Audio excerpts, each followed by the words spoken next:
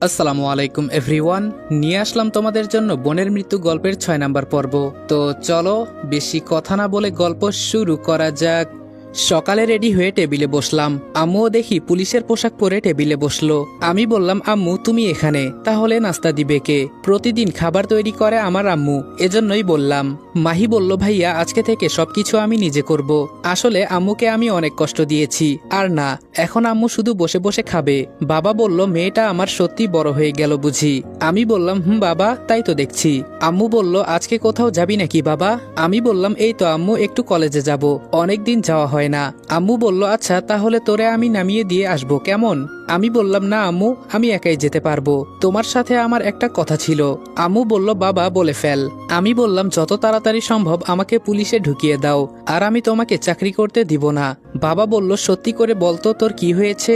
গ্রাম থেকে আসার পর তুই কেমন জানি চেঞ্জ হয়ে গিয়েছিস। আমি বললাম, বাবা এমন কিছুই না, আম্মুর বয়স হয়েছে, তাই আম্মুকে আর কষ্ট দিতে চাই না। আম্মু বলল, তোর কথা শুনে খুশি হলাম, আমি তো কয়েকদিন পর এমনিই রিটায়ার্ড হয়ে যাব, তবে তোর চিন্তা করতে হবে না, খুব শীঘ্রই আমি তোর ব্যবস্থা করব। আমি বললাম, ধন্যবাদ আম্মু।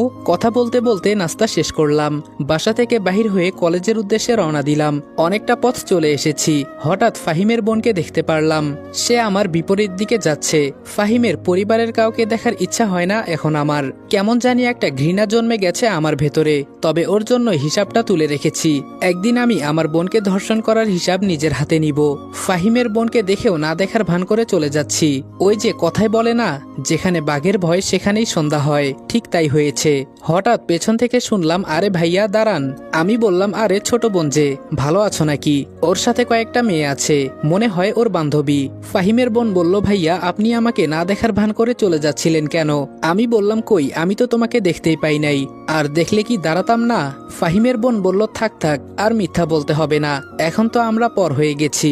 আমি বললাম, আরে না, কি যে বলো তুমি। আচ্ছা এখন বলো তুমি কেমন আছো? ফাহিমের বোন বলল, এই তো ভাইয়া আলহামদুলিল্লাহ ভালো, আপনার খবর কি? আমি বললাম, এই তো কোনো রকম। ফাহিমের বোন বলল, আপনার মতো নিচু মানুষের সাথে কথা বলতেও আমার ঘৃণা করে, তবে সম্মানের খাতিরে ভাইয়া বলি শুধু। আমি বললাম, কি সব বলছো তুমি এদের সামনে, মাথা খারাপ হয়েছে? আর আমি নিচু মানে? ফাহিমের বোন বলল, যে নিজের বোনকে ধর্ষণ করতে পারে সে আবার সম্মানী ব্যক্তি কিভাবে হয়? ওর এক বান্ধবী বলল, ওর বোনকে ধর্ষণ করেছে, ছি, ওর সাথে তো কথা বলাই উচিত না ওকে তো। আমি বললাম, কি বলছো, তোমার মাথা ঠিক আছে? ফাহিমের বোন বলল, আপনি আসলে একটা বাজে লোক। আমার ভাইয়া আপনার বোনকে বাঁচাতে চেয়েছিল, আর ভাইয়াকে আপনি বেঁধে রেখে আপনার বোনকে আপনি ধর্ষণ করেছেন। ভাইয়া এসব বলে দিবে দেখে ওকে আপনি বন্দি করে যে শাস্তি দিয়েছেন এর হিসাব কিন্তু আপনাকে দিতে হবে। আমার শরীর রাগে কাঁপছে, তবে ওকে কিছু করা যাবে না, এটা পাবলিক প্লেস, সবাই তাকিয়ে দেখছে। তাই রাগকে কন্ট্রোল করে বললাম, তোমার ভাইয়ের মতো মানুষের জন্য আজকে এই সমাজটা ধ্বংসের পথে যাচ্ছে, আর আমাকে জঘন্য বলছো তাই না? তোমার ভাইকে বলিও যদি এক বাপের ঘরের জন্ম হয়ে থাকে সত্যি কথা বলতে, আর তোমার ভাই যে আমার হাত থেকে বেঁচে যাবে এটা কখনো ভাবিও না। ফাহিমের বোন বলল, তোর মুখ থেকে এই কথাগুলো কিভাবে বের হয় শালা লুচ্চা? আবার আমার ভাইকে নিয়ে কথা বলিস, তোর তো সাহস কম না? হঠাৎ কোথায় থেকে মাহি ওর বান্ধবীদের নিয়ে আসলো, হাতে হকি স্টিকও আছে ওদের। মাহি বলল, কি করবি তুই আমার ভাইয়ের? আমি বললাম, আরে মাহি তুই এখানে কখন এলি? মাহি বলল, আমি দূর থেকে দেখেই চলে এসেছি। ফাহিমের বোন বলল, বাবা, ভাই বোনের তো ভালোই মিল আছে, এরপরেও হয় নাকি এক ছাদের নিচে? হাত থেকে ব্যাগটা ফেলে রাগে ফাহিমের বোনকে একটা লাথি মারলাম, সাথে সাথে 3-4 হাত দূরে গিয়ে পড়লো। আমি বললাম, মুখ সামলে কথা বলবি, না হলে এখানে টুকরো টুকরো করে রেখে দিব। পেটে হাত দিয়ে ওর বান্ধবীদের সাহায্যে উঠে আমাকে বলল, তোকে আমি দেখে নিব, তুই আমার বাবাকে চিনিস না। মাহি বলল, কাঁচামরিচ যেভাবে চিবিয়ে খায় না ওভাবে তোকে খেয়ে ফেলবো, তুই আমাকে চিনিস না। ফাহিমের বোন বলল, তোকে তো আমি ছাড়বো না। মাহি বলল, আরে যা যা, তোর মতো 8-10টা মেয়ে আমার কিছু করতে পারবে না। ফাহিমের বোন বলল, মনে রাখিস, এক মেঘে আকাশ ঢাকা পড়ে না, আরো কত সময় আছে। আমি বললাম, এই সময় গিয়ে তোর ভাইয়ের কাছে দেখা, তাহলে ঠিক হবে। আর তুই আমাকে কি সময় দেখাবি, যেখানে আমি নিজেই সময় মেনটেন করে চলি? ফাহিমের বোন বলল, তুই আমার পেটের মাঝে লাথি দিলি, কাজটা একদম ঠিক করিস নাই, সকালে উঠে দেখিস তোর এই পা থাকে নাকি। মাহি বলল, কি করবি তুই? আচ্ছা যা, আমরাও দেখতে চাই তুই কি করতে পারিস। ওরা চলে যাচ্ছে, তবে ওকে লাথিটা একটু জোরেই মেরেছি। লাথি মারায় ওর নাক দিয়ে রক্ত বের হচ্ছে। মাহি বলল, ভাইয়া আমি সত্যি খুব খুশি, এই প্রথমবারের মতো আমি তোর রাগ দেখতে পাচ্ছি। আম্মু দেখতে পারলে আজকে অনেক খুশি হতো জানিস। আমি বললাম, প্লিজ মাহি, আম্মুকে কিছু বলিস না। আর আজকে হঠাৎ করে আমার কেন এমন হলো বুঝলাম না। মাহি বলল, আচ্ছা আম্মুকে বলবো না। এই তোরা মিতুকে ফোন লাগা, ওর বান্ধবীদের উদ্দেশ্য করে বলল। আমি বললাম, দেখ যা হয়েছে ভুলে যা, আমিও ঝগড়া করতে চাই না, কিন্তু ও যেই কথা বলল হঠাৎ রাগ উঠে গেছে। মাহি বলল, না ভাইয়া, ও যে একটা কিছু করবে সেটা আমিও ওকে দেখে বুঝতে পেরেছি। ওরা একই সাপের ছেলে মেয়ে, ছোবল তো দিবেই। আমি বললাম, ধুর, আজকে আর কলেজে যাব না, মুডটাই নষ্ট হয়ে গেল। মাহি বলল, আরে ভাইয়া যাবি না কেন? তুই এত কিছু চিন্তা করিস না, আমি সব সামলে নিব। আমি বললাম, আচ্ছা তাহলে এখন বাসায় যা, আর বাহিরে ঘোরাঘুরি করিস না। মাহি বলল, আচ্ছা ভাইয়া। মাহি চলে যাওয়ার পর আবার হেঁটে হেঁটে কলেজে যেতে লাগলাম।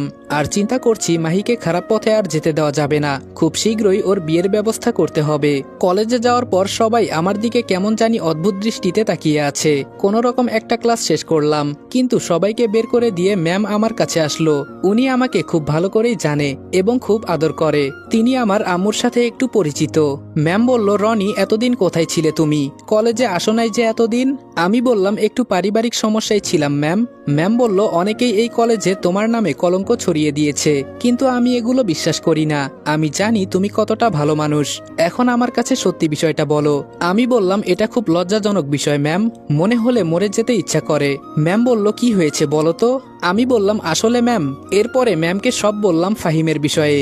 ম্যাম বলল, শুনো রনি, এতটা ভালো হয়ে এই পৃথিবীতে বসবাস করা যায় না। আমি জানি তুমি কতটা ভালো মানুষ, তবে কখনোই মানুষকে এত সহজে বিশ্বাস করতে নেই। যাই হোক, তুমি এখন ওকে কি এমনিই ছেড়ে দিবে?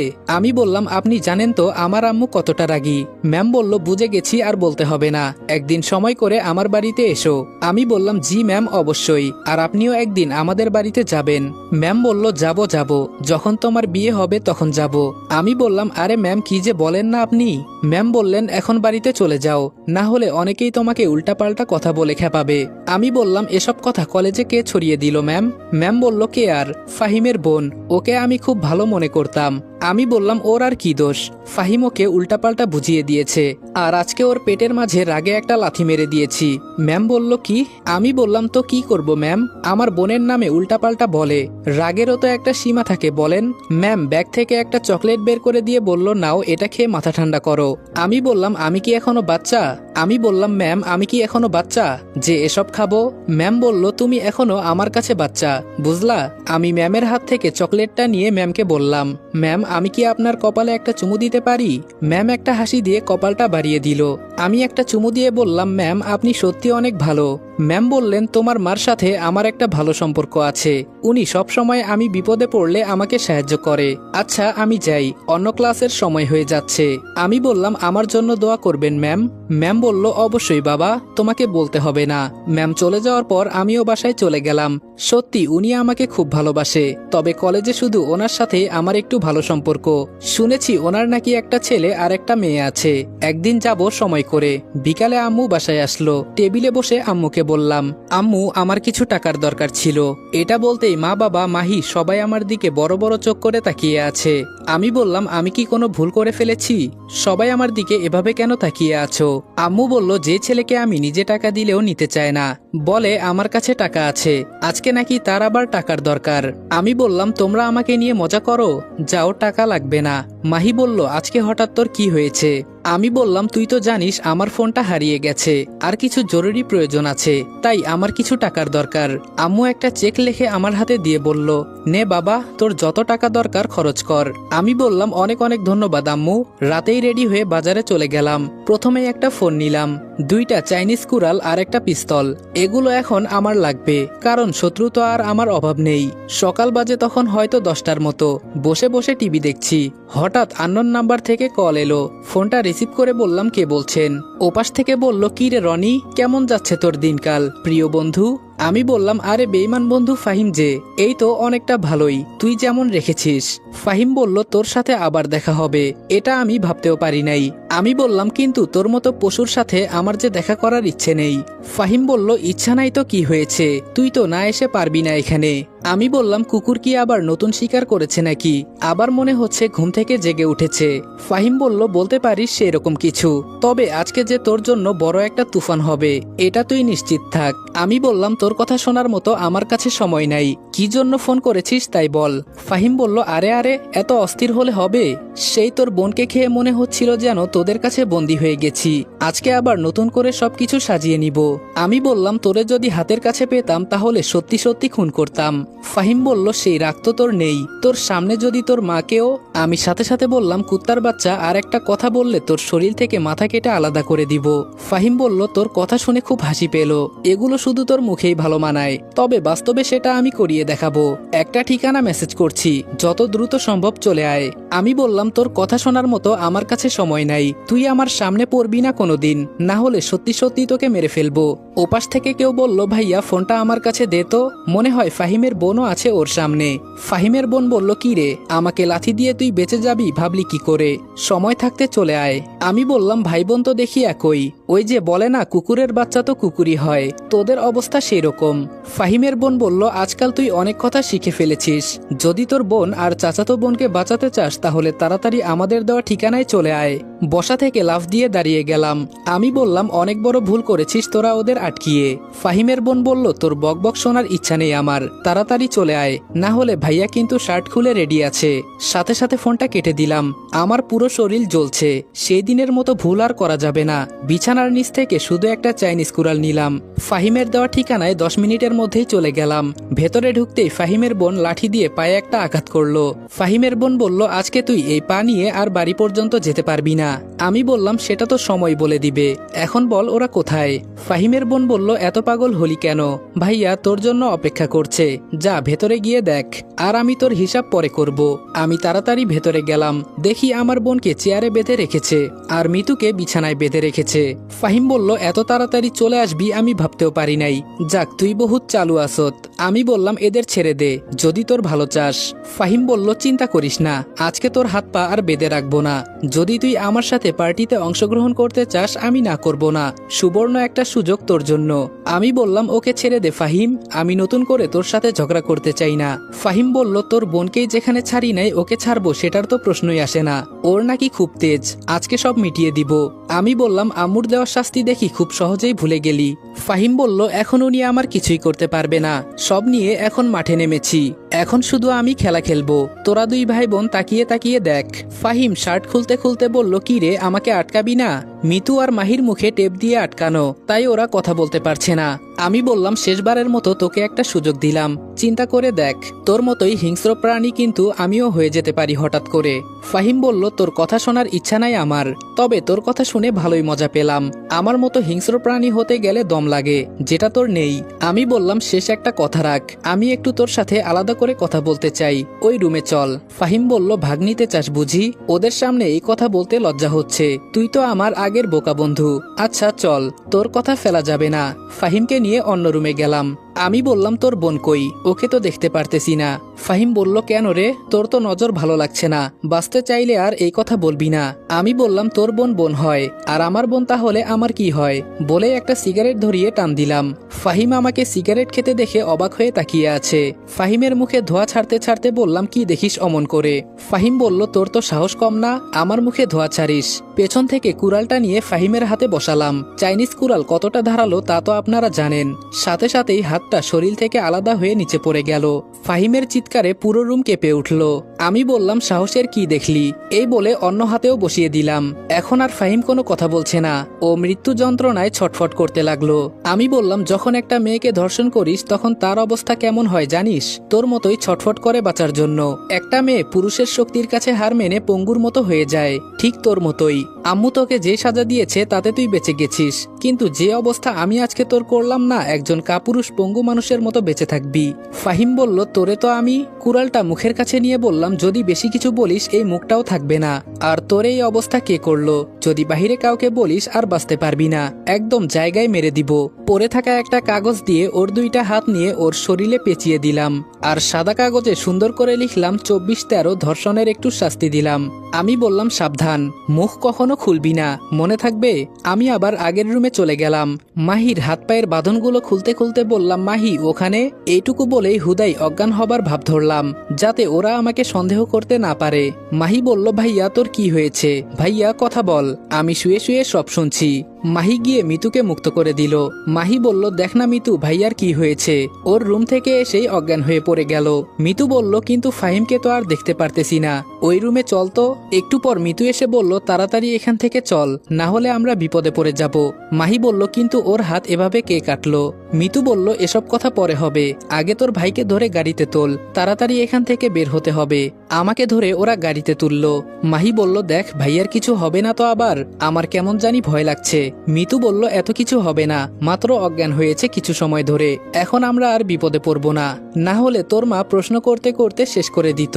মাহি বলল, ভাইয়ার দিকে তাকিয়ে দেখ কি নিষ্পাপ চেহারা, যে কিনা মানুষের সাথে সবসময় নিচু গলায় কথা বলে, সে কিভাবে এই কাজটা করবে? আমার তো বিশ্বাসই হচ্ছে না।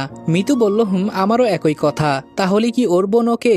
মাহি বলল, যাই বলিস না কেন, ভাইয়ের প্রতি বোনের দরদ সবসময় থাকবে, যদিও সে অপরাধী হয়। মিতু বলল, তুই ঠিকই বলেছিস, কিন্তু আমার মাথায় আসছে না ওকে কে বা কারা এমন অবস্থা করলো। মাহি বলল, পাশে দেখ বোতলে পানি আছে, ভাইয়ার মুখে পানি মার। আমার মুখে পানি পড়তে আমি অযথা আশেপাশে তাকিয়ে দেখতে লাগলাম।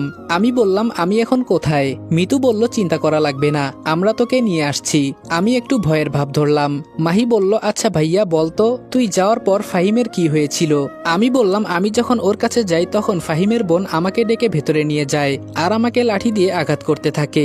আমি তোদের কারণে চুপচাপ সব সহ্য করতে লাগলাম, কিন্তু হঠাৎ একটা চিৎকার শুনে বের হয়ে দেখি ফাহিমের এই অবস্থা। ওর বোন তো এই অবস্থা দেখে ভয় পেয়ে পালিয়ে গেছে। যদি ওরও একই অবস্থা করে? মিতু বলল, তাহলে এই আড়ালে লুকিয়ে থাকা মানুষটা কে হতে পারে? মাহি বলল, একটা সংখ্যা খেয়াল করেছিস? 24-13, এটা দিয়ে কি বোঝাতে চেয়েছে? আমি বললাম, হয়তোবা এটা ওর একটা নাম, আমার মনে হয় এটাই। আচ্ছা আমরা এসব কেন অযথা চিন্তা করছি, বাদ দে, যা হয়েছে ভালোই হয়েছে, ও তো ওর শাস্তি পেয়েছে, এটার দরকার ছিল। মাহি বলল, কিন্তু? আমি বললাম, ধুর বাদ দে তো। আমরা সবাই বাসায় চলে গেলাম। পেছন থেকে কুড়ালটা বের করতেই দেখি রক্ত মাখামাখি হয়ে আছে। তাড়াতাড়ি পরিষ্কার করে আগের জায়গায় রেখে দিলাম, আর আমি গোসল করে নিলাম, যাতে কেউ সন্দেহ করতে না পারে। রাতে টিভিতে ফাহিমকে কে মারলো তারই নিউজ দিল। আমি বললাম, আম্মু এসব কে করলো, কিছু বলতে পারো? আম্মু বলল, যে করেছে ভালোই করেছে, আমাকে এর দায়িত্ব নিতে বলেছিল। আমি বলেছি আমি এখন অসুস্থ, তাই একদিন ছুটি নিলাম। আমি বললাম, ভালো করেছো আম্মু। মাহি, এই মাহি। মাহি বলল, কি হয়েছে ভাইয়া? আমি বললাম, শোন, আমি একটা কথা বলি। আমার ছোটবেলার এক বন্ধু, ছেলেটা খুব ভালো, আগামী শুক্রবারে ওর বাবা মাকে নিয়ে আমাদের বাসায় আসবে তোকে দেখতে। আজকের ঘটনা দেখে আমি অনেক ভয় পেয়েছি, বিশেষ করে মাহিকে নিয়ে, তাই আমি আর আমার বোনকে বিপদে ফেলতে চাই না। মাহি বলল, ভাইয়া তুই কি পাগল হলি? আমি কতবার তোকে বলেছি আমি এসব বিয়ে টিয়ে কিছুই করব না, আর আমাকে এসব কথা বলিস না। আমি বললাম, আম্মু দেখো তোমার মেয়ে কি বলে। আম্মু বলল, নিজের মত নিজেকে নিতে দে, আমি তোদের এত জোর দিব না কখনোই। আমি বললাম, মাহি আমি যা বলেছি তাই হবে, আমি চাই না তুই খারাপ পথে চলে যা। মাহি বলল, আমি বলেছি তো আমি বিয়ে করব না, আর আমার সবকিছু শেষ হয়ে গেছে, তাই আমি কাউকে নিয়ে আর স্বপ্ন দেখতে চাই না। আমি বললাম, তোর বয়সই বা কত হয়েছে? মাহি বলল, আমি বলেছি তো আমি এসবের ধারে কাছেও যেতে চাই না। আমি একটু জোরে চিৎকার দিয়ে বললাম, আমি একবার যা বলেছি তাই হবে, এখানে বাড়তি কোনো কথা তোর কাছ থেকে আমি শুনতে চেয়েছি? মাহি মন খারাপ করে রুমে চলে গেল। আম্মু আমার দিকে তাকিয়ে বলল, কেন মেয়েটাকে এত জোর করছিস? এসব বাদ দে, ওকে ওর মতোই চলতে দে। বাবা বলল, রনি, আমিও চাই ওকে বিয়ে দিতে, ও দিনে দিনে অন্য পথে চলে যাচ্ছে। আম্মু বলল, দেখো আমি ওর মা, ওর মনের কথা বুঝি, তুই বলে দেখ যদি রাজি হয়। আমি বললাম, বুঝলাম, তাই বলে তুমি কিছু বলবা না? আমি মাহির রুমে গিয়ে দেখি ও বালিশ মুখে গুজে কান্না করছে।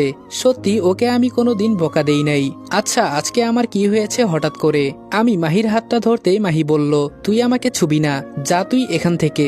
আমি বললাম, দেখ মাহি, আমি তোর একমাত্র ভাই, আমারও তো অন্যদের মতো মামা ডাক শুনতে ইচ্ছে হয়। এটা বলতেই মাহি লজ্জা পেল বুঝতে পারছি। ও কান্না বন্ধ করে বলল, এই তুই এখান থেকে চলে যা। আমি বললাম, আমি তোকে সুখে দেখতে চাই, অন্যদের মতোই তুইও সুখে শান্তিতে সংসার কর। আমি শুধু এইটুকুই দেখতে চাই।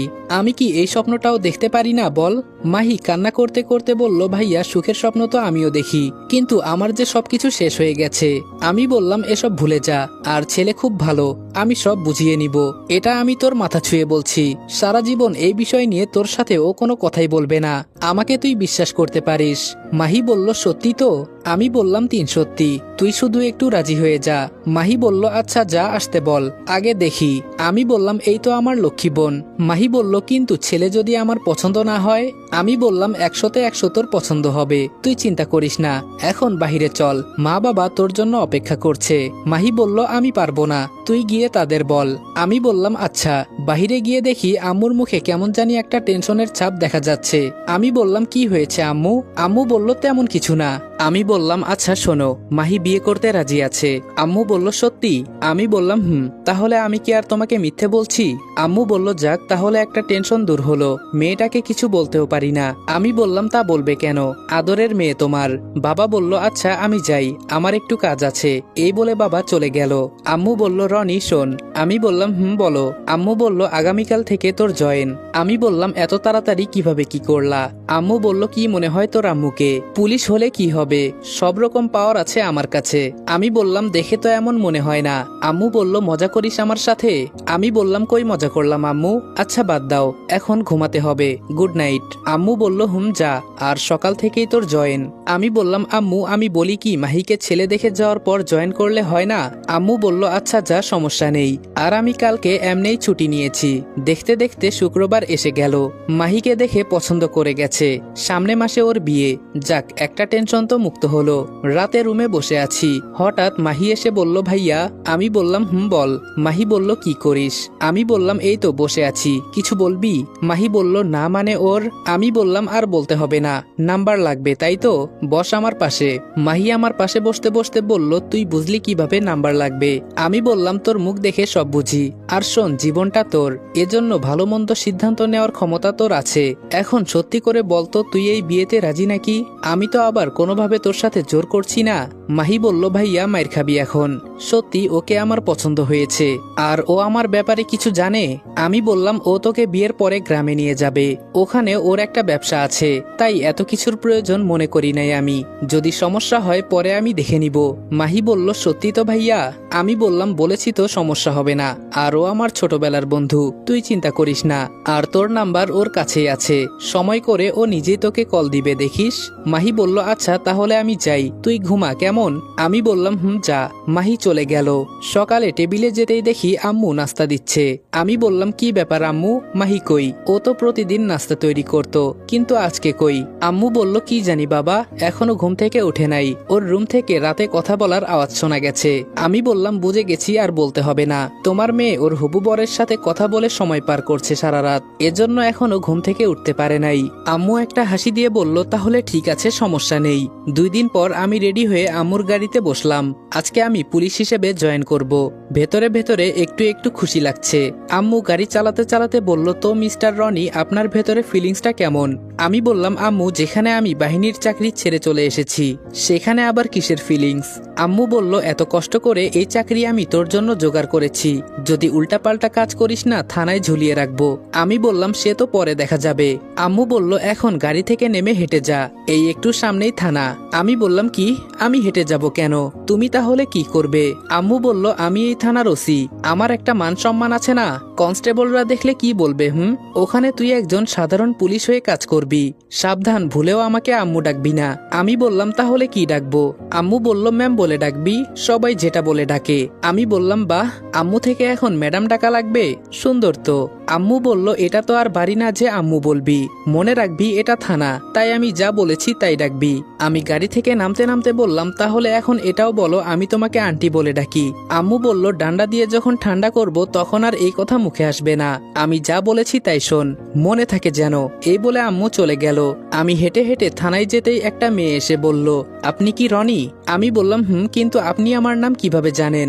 মেয়েটা বলল, এই যে রোমিও, এটা থানা, এত প্রশ্ন এখানে চলে না, চলেন, ম্যাম আপনাকে ডাকছে। আমি মনে মনে ভাবছি কোথায় এসে ফেসে গেলাম। এজন্যই আমি এসব চাকরি করতে চাই না। ওর কথা মানো, ওর কথা শুনো, এসব শুনতে শুনতে আমি হাঁপিয়ে যাই। আম্মুর সামনে যেতেই বলল, এই ছেলে তোমার নাম কি? আমি অবাক হয়ে বললাম, কি? আম্মু বলল, আমি বলেছি তোমার নাম কি, আর তোমার কি আজকে জয়েন হবার কথা? আমি মন খারাপ করে বললাম, জি ম্যাম, আমার নাম রনি, আর আজকে আমার জয়েন হবার কথা। আম্মু বলল, আচ্ছা মনোযোগ দিয়ে কাজ করবে। এই ওকে ওই জায়গায় নিয়ে যাও, একটা মার্ডার কেস আছে। আমি বললাম, কি মার্ডার? পাশে থাকা মেয়েটা আমাকে বলল, চলেন, আমাদের দেরি হয়ে যাচ্ছে। প্রথম দিন কোনো রকম ডিউটি শেষ করে বাড়িতে গেলাম। রাতে রাগে দুঃখে বাবাকে বললাম, বাবা আমি আর এই চাকরি করব না, মাহি কোথাও যাবে হয়তো। আর হঠাৎ মাহি আমার কথা শুনে দাঁড়িয়ে গেল, প্রশ্নসূচক দৃষ্টিতে তাকিয়ে বলল, কেন ভাইয়া, কি হয়েছে? আমি বললাম, আম্মুকে জিজ্ঞেস কর কি হয়েছে। আম্মু মুখ টিপে হাসছেন। বাবা বলল, কি হয়েছে রনি, কোনো সমস্যা? আমি বললাম, আম্মুকে ওখানে ম্যাম বলতে হয়, যাকে সারা জীবন আম্মু ডেকেছি তাকে ম্যাম কিভাবে ডাকি? আম্মু বলল, চেষ্টা করলে সব সম্ভব, ওকে বলে দাও অফিসের সব নিয়ম মেনে কাজ করতে হবে। আমি বললাম, আমিও একদিন বড় কিছু হব, তখন তুমিও আমাকে স্যার ডাকবে, দেখে নিও। আম্মু বলল, আচ্ছা সেটা তো সময়ে দেখা যাবে। মাহি বলল, তুই এখন আম্মুর সাথে ঝগড়া করবি নাকি? আমি বললাম, তোরা সবাই আমার পেছনে লেগেছিস তাই না, আমিও দেখে নিব। বাবা বলল, ও মা, আমরা আবার কি করলাম? আমি বললাম, আমার সাথে কেউ কথা বলবে না, কেউ আমার কষ্ট বুঝতে চায় না। রাগে দুঃখে রুমে চলে গেলাম। সকালে রেডি হতেই আম্মু আমাকে ডাকতে শুরু করলো, এই তোর হয়েছে, তাড়াতাড়ি আয়, সময় তো আর নেই। আমি বললাম, আম্মু তুমি চলে যাও, আমি ফোনটা খুঁজে পাচ্ছি না, কোথায় জানি রেখেছি মনে নেই। আম্মু বলল, অফিসে শুধু দেরি করে যা একবার, তোকে মজা বুঝাবো। এই কথা বলতে বলতে আম্মু চলে গেল। আমি বললাম, মাহি, এই মাহি। মাহি ওর রুম থেকে এসে বলল, কি হয়েছে ভাইয়া, তোর তো সময় হয়ে গেছে, কখন যাবি? আমি বললাম, আমার ফোনটা খুঁজে পাচ্ছি না, একটা কল দে তো আমার নাম্বারে। মাহি আমার নম্বরে কল দিতেই শুনি ওয়াশরুম থেকে আওয়াজ আসছে। তাড়াতাড়ি ঢুকে ফোনটা নিয়ে যেই যাব তখন মাহি বলল, কি করিস এত ফোন, খেতে গেলেও ফোন? হা? আমি বললাম, আর বলিস না বোন, মান সম্মান আর থাকবে না। একটা রিক্সা নিয়ে রওনা দিলাম। থানায় গিয়ে দেখি সব পুলিশ একসাথে বসে বসে পরামর্শ করছে। আম্মু আমাকে দেখে বলল, আরে রনি সাহেব যে কালকে মাত্র জয়েন করলেন, আর আজকেই দেরি করে আসলেন, বিষয় কি? বউটাও আছে নাকি আপনার? এই যে দেখেন, আমার আম্মু আমার সাথেই মজা করে, তাই আমিও একটু মজা করে বললাম, ম্যাম, আমার 2টা বউ আছে, ওদের সামলাতে একটু দেরি হয়ে গেছে। আম্মু আমার দিকে তাকিয়ে বলল, ওহ, তাদের নাম কি? আম্মু আমার দিকে তাকিয়ে বলল, তা ওদের নাম কি? এই রে, এখন কি বলবো, কিছুই তো মাথায় আসছে না, কেন যে মিথ্যা বললাম। আম্মু বলল, যাক, সবাই মন দিয়ে শুনেন, আমাদের দেশে যে স্বরাষ্ট্রমন্ত্রী আছে ওনাকে আমাদের প্রোটেকশন দিতে হবে, তাই আমি একজন ইন্টেলিজেন্ট অফিসার সহ 5 জনকে বাছাই করেছি। এর মাঝে 4 জনই অন্য থানার, আর আমাদের থানা থেকে একজন যাবে। আমার পাশে দাঁড়িয়ে থাকা মেয়েটা বলল, ম্যাম, সেটা কি আমি? আম্মু বলল, না তুমি না, এই ছেলে এইদিকে আসো। কথাটা আমার দিকে তাকিয়ে বলল। আমি আম্মুর কাছে যেতেই আম্মু বলল, তোমরা সবাই ওকে চিনো? সবাই এক বাক্যে বলল, চিনি ম্যাম, আমাদের থানায় কালকে জয়েন করেছে, এর বেশি কিছু জানি না। আম্মু বলল, এর বাহিরে ওর একটা পরিচয় আছে, ও আমার একমাত্র ছেলে। সবাই আম্মুর কথা শুনে হতবাক হয়ে আমার দিকে তাকিয়ে আছে। আম্মু আমাকে কাছে নিয়ে বলল, ও আমার আদরের ছেলে। আমি এই পরিচয় কাউকে দিতে চেয়েছিলাম না, কারণ ও তোমাদের মতোই এখানে আমার কাছে সমান, তাই আমি ওকে পরিচয় করাতে চাই নাই। আমি চেয়েছিলাম ও তোমাদের মতোই হয়ে কাজ করবে। আজকে পরিচয় করানোর একটাই কারণ, আমাদের থানা থেকে আমার ছেলে যাবে, এতে কারো আপত্তি আছে? সবাই বলল, না ম্যাম। আম্মু বলল, এখন যে যার কাজে যেতে পারে, রনি তুই এখানে থাক। সবাই চলে যাওয়ার পর আম্মু চেয়ারে বসতে বসতে বলল, আমি তোকে কেন সিলেক্ট করলাম জানিস? আমি বললাম, মাত্র কালকে জয়েন করেছি, আর তুমি আজকে আমাকে বিপদে ফেলতে চাও? আম্মু বলল, বাসায় চল, সব বুঝিয়ে দিব। আমি বললাম, মাত্র না আসলাম। আম্মু বলল, কিছু হবে না, চল। আম্মুর সাথে বাসায় চলে গেলাম। কাপড় চেঞ্জ করে সোফায় বসলাম। মাহি বলল, কি ব্যাপার, চলে আসলা যে আম্মু? আম্মু বলল, এমনেই। আর রনি শোন। আমি বললাম, আম্মু বলো। আম্মু বলল, এখানকার যে স্বরাষ্ট্রমন্ত্রী আছে না, যাকে তুই কালকে থেকে প্রোটেকশন দিতে যাবি, আমি একটা সিদ্ধান্ত নিয়েছি। আমি বললাম, কি আম্মু? আম্মু বলল, যদি আমার বাসায় বউ হয়ে কোনো মেয়ে আসে, সেটা হবে স্বরাষ্ট্রমন্ত্রী। আমি চোখ বড় বড় করে আম্মুর দিকে তাকিয়ে আছি। মাহির মুখ থেকে তো কোনো কথাই বের হচ্ছে না। আমি তবুও একটু ভয় কাটিয়ে বললাম, আম্মু, আমরা কই আর তিনি কই? তিনি হচ্ছে এই দেশের স্বরাষ্ট্রমন্ত্রী, একটু চিন্তা করে দেখো, মাটিতে বসে থেকে কি আকাশে হাত দিতে চাও? আম্মু একটা হাসি দিয়ে বলল, আমি যা বলি তাই করি, আর আমি আমার কাজে কখনো পিছুপা হই নাই, তোকেও হতে দিব না। বলেছি তো বলেছি, এখন তো বুঝলি আমি তোকে কেন সিলেক্ট করলাম। মাহি বলল, আম্মু ভাইয়াকে মারতে চাও? শুনেছি ওনার বাবা নাকি এই শহরের সবচেয়ে বড় মাস্তান। আম্মু বলল হুম। মাহি বলল, ভাই তুই একা মর, আমি গেলাম। আম্মুর যে মাঝে মাঝে কি হয় বুঝি না। আম্মু বলল, রনি এর একটা কারণ আছে। আমি বললাম বলো শুনি। তখন আম্মু বলতে শুরু করলো, আসসালামু আলাইকুম এভরিওয়ান। বোনের মৃত্যু গল্পের 6 নাম্বার পর্ব এখানে শেষ করলাম। ভিডিওটা ভালো লাগলে উড়াধুরা লাইক, কমেন্ট এবং শেয়ার করে দিও। আর চ্যানেলে নতুন হলে সাবস্ক্রাইব করতে ভুলবে না। তো দেখা হচ্ছে নেক্সট ভিডিওতে। ততক্ষণ ভালো থাকবা, সুস্থ থাকবা। আল্লাহ হাফেজ।